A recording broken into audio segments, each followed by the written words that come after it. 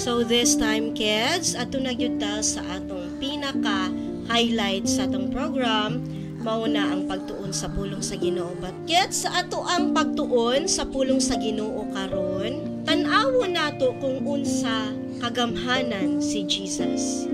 Kung unsa kagamhanan ang Ginoo nga atong gialagaran. Kung basahon nato ang Bible mga bata, naay mga panghitabo sa Bible nga naay mga tao nga gikan sa kamatayon nabuhi gyud. Tungod kay ang Dios nga atong gialagaran nga mao si Jesus. One day kids, mubalik si Jesus. Kitang tanan mo takbo kay Jesus apil mga bata nga nagtuog nagdawat sa iyaha. So kids, samtang nagpaabot ta sa iyang pagbalik, the best preparation nga atong mabuhat karon sa atong kaugalingon is to study the Word of God. Ug atong i-apply, atong buhaton sa atong kinabuhi. Pero karon kids, ang atong Bible story is all about Apostle Peter. Kinsa man ni si Peter? Si Peter kids, one of the disciples of Jesus. Katugan apil siya sa 12 disciples nga nakauban ni Jesus sa iyang pagministry samtang naa pa si Jesus sa kalibutan. Si Peter pod nagtuman pod sa sugo ni Jesus nga magwali pod. Even though daghan ng mga plano kaniadto nga ang mga early Christians is kana ganing presuhon, patyon, paantuson, ingon ana ilahang ang ilahang kinabuhi kaniadto. Pero kani si Apostle Peter niadto siya sa usa ka lugar sa Lida. Okay. Kaning Lida kids, isa ni sa mga lugar nga giadtuan ni Apostle Peter diin nagminister si Apostle Peter. Karon naay usa ka tawo dito nga ginganlan og Aeneas. Okay. Nga paralitiko. Yan. Kanidi ay si Aeneas kids, usa siya ka paralyzed man. Kung moingon ka ni tag paralyzed man, dili siya kalakaw, depende sa iyang being paralytic kung ang iya lang bang tiil ang dili kalakaw or half body lang bandiri sa pika sa left or right or even tibuok unsa ni tibuok lawas pwedeng maparalyze ang usa ka tawo. Pero ang described diri sa Bible si Aeneas usa ka siya ka paralyzed man. Sulod na sa 8 ka tuig. So buot pasabot kids, buot pasabot nga dugay nakaayo nga paralyzed si Aeneas. Karon mga bata, kani si Aeneas kids giduaw, gibisitan siya ni Pedro. After that kids, pag-adto ni Pedro dito sa balay ni Aeneas, giingnan siya ni Apostle Peter, Aeneas, giayo ka ni Jesus Christ. Busa, bangon, ug hipusa ang imong higdaanan. So, unsa giingon ni Apostle Peter, kids? Unsa giingon ni Peter? Aeneas, giayo ka ni Jesus Christ. Wala ni ingon si Apostle Peter nga, o Aeneas, ayuhon ta ka. Wala. Gigamit ni Apostle Peter ang pangalan ni Jesus. Kay ang pangalan ni Jesus, mga bata, gamhanan, makaayo og balatian, og ingon gani ang buhat, ingon si Apostle Paul, walay laing pangalan nga gihatag dinhi kanato nga makahatag og kaluwasan. That is the name of Jesus Christ. Mauna si Apostle Peter, si Apostle Paul, walay laing giwali. It's all about Jesus. Kay nganuman ang pangalan ni Jesus gamhanan kids. Even ikaw, bata nga naminaw karon, kung naa na si Jesus sa imong kasing-kasing, pwede ka makapray kay Jesus nga Lord, ayuha ang akong amigo Lord, gikalintura siya in the name of Jesus. Kay ang gahom sa pangalan ni Ginoong Jesus, wala na nagtanaw kung bata ba ka, ulitaw ba ka, tigulang ba ka, wala. As long as gidawat nimo si Jesus, naa sa imo aha ang Holy Spirit. Kanang Holy Spirit kids nga gibili ni Jesus sa dihang nibalik siya dito sa langit, maunay hinungdan nga kitang tanan apil si Peter sa atong Bible story karon makagamit sa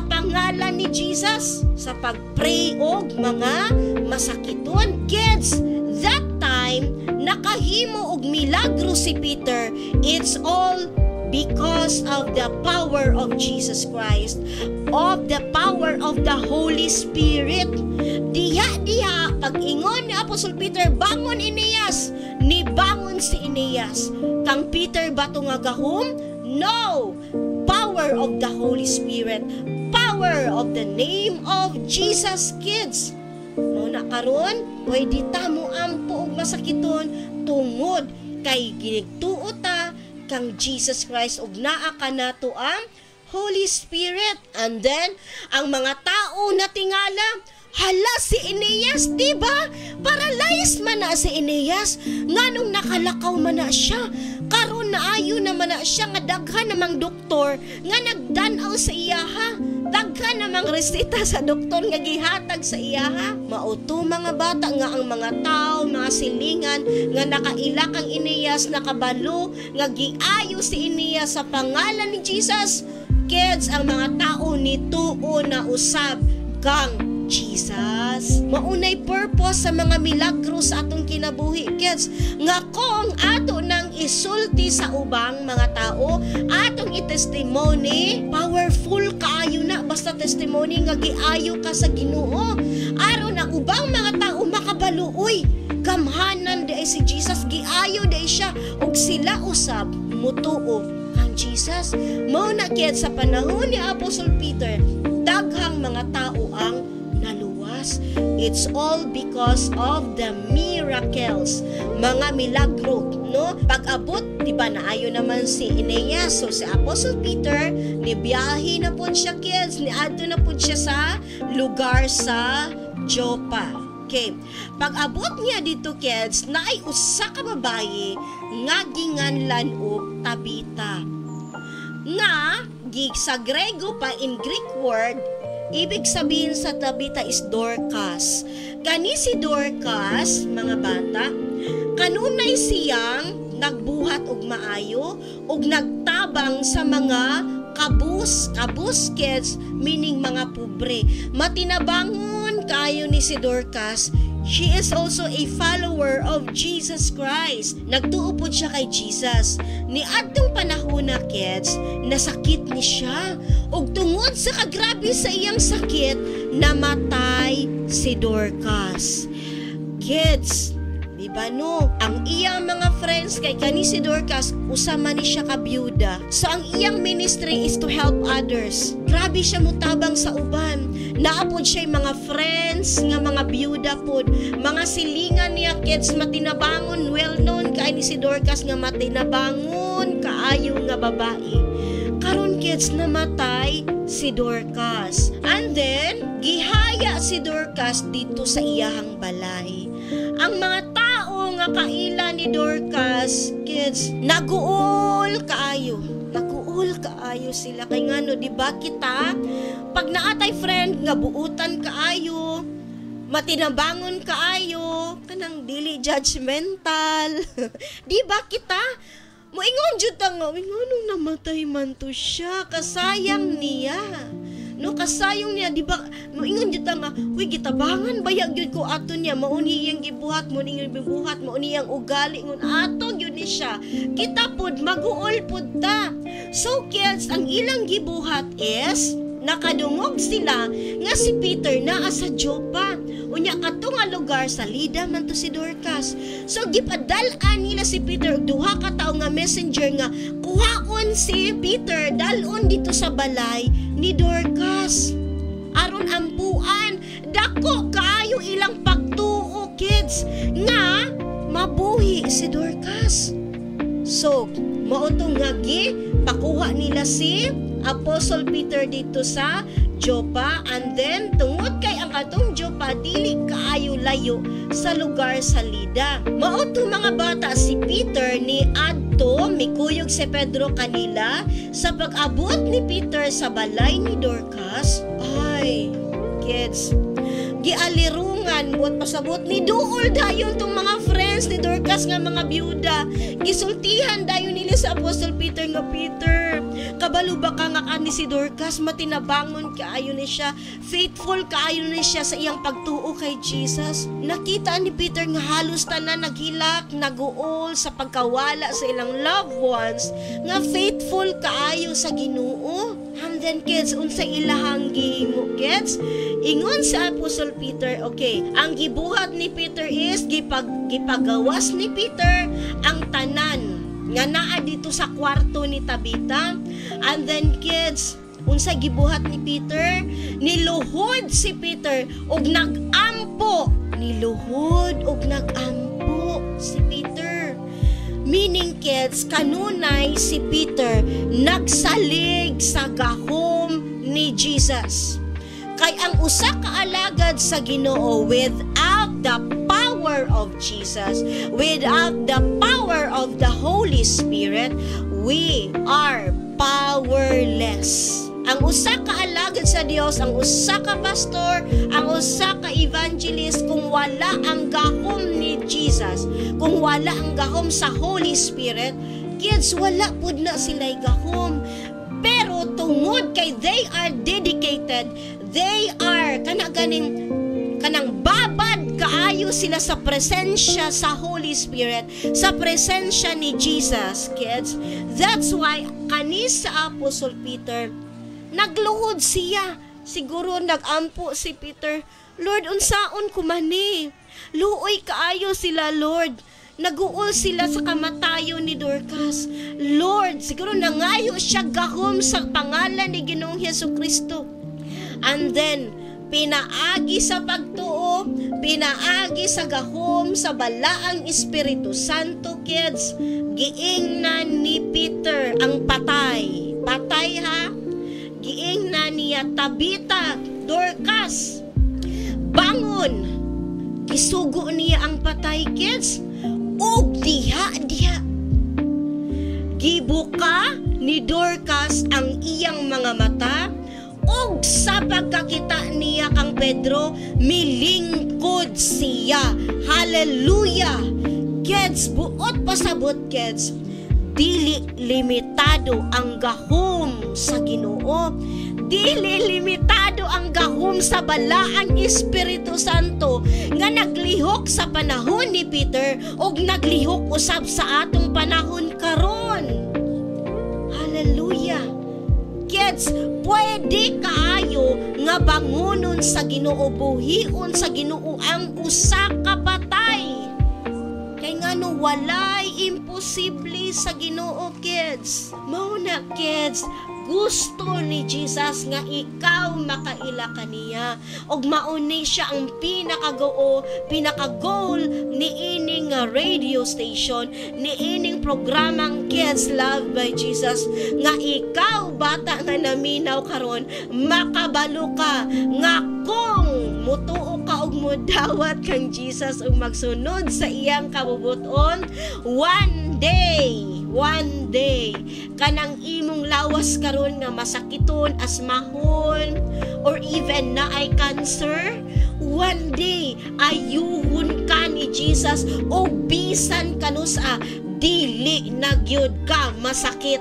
Hallelujah, kanusa man na kung mubalik na si Jesus. Maunay blessed hope nato, kids, nga atong gituuhan karon. That's why in order for us to persevere, aron makalahutay ta, basahon jud nato ang atong Bible aron makabaluta unsa kagamhanan si Jesus. Dili ta makagamit sa power sa Holy Spirit, dili ta makagamit sa pangalan ni Jesus kung kita mismo wala tay basa-basa sa Word of God, sa Bible. Muna, kids, makasalig ta kang Jesus, kids. Ang Ginoo nga gialagaran ni Peter, maupod ang Ginoo nga atong ginasimba karon. He is Jesus. Ingon ng Bible, gitawag ni Peter ang mga magtutuo, ang mga followers ni Jesus ato nga time, mga amigo ni Dorcas, mga silingan ni Dorcas iyang gitawag. And then og iyang gipakita kanila si Dorcas nga buhi na. What an amazing God we serve. Hallelujah, no? Amazing kayo si Jesus, kids. And then milukop, nikatag ang kadto nga balita nga nabanhaw si Dorcas kay na well-known na baya, kids, no, nga namatay na si Dorcas. Pero na well-known pod ang gibuhat sa Ginoo ang kinabuhi nga nabanhaw siya, nabuhi siya og daghang, ug ang unsay resulta, kids, daghang mga tao ang nituo sa Ginoo. Kids, maunay purpose sa miracle. Maunay purpose nga ang Ginoo mubuhat yung milagro aron ang mga tao nga sa una dili mutuo kang Jesus, mutuo sila kang Jesus. Aron kadtong mga tao nga kaniadto nagpalingog-lingog lang, sa dihang maka-experience sila milagro, mutuo sila. And you know what, kids, unsa ang pinakadako nga milagro nga nahitabo sa atong kinabuhi karon? Kanang pagkausab sa usa ka tawo gikan sa iyang pagkadautan ngadto sa iyang bag-ong pagkatao nga nangalagad na sa Ginoo. Milagro na. Dili lang ka nang buhion ang patay, maayo sa balatian, apil ang kabag-uhan sa kinabuhi. Milagro na, kids. Kay ngano, walay tao nga kayang bag-uhon niya ayang kaugalingon. It's only Jesus. Hallelujah.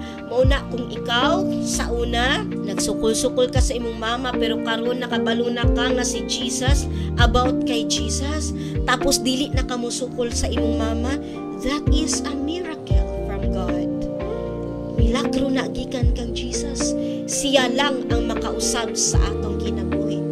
That's why, kids, that is the reason nganong mutuo ta kang Jesus. Kung ikaw bata nga naminaw karon, kung ikaw hamtong nga naminaw karon, kung wala pa ka nituo kang Jesus, tuo na kang Jesus. Tungod kay si Jesus lang ang makahatag nimog eternal life, kinabuhing walay katapusan. One day ato nang sination kay si Jesus nag-promise siya nga mabanhaw ako human sa tulo ka adlaw, iyang gituman. How much more kanang giingon sa Bible nga hatagan taniyag kinabuhing walay katapusan. Hallelujah. Mauna, kids, mutuo jud ta kang Jesus, mga lagad jud ta kang Jesus, hangtod mo balik si Jesus, or hangtod nga kuhaon niya ang atong hinulaman nga kinabuhi.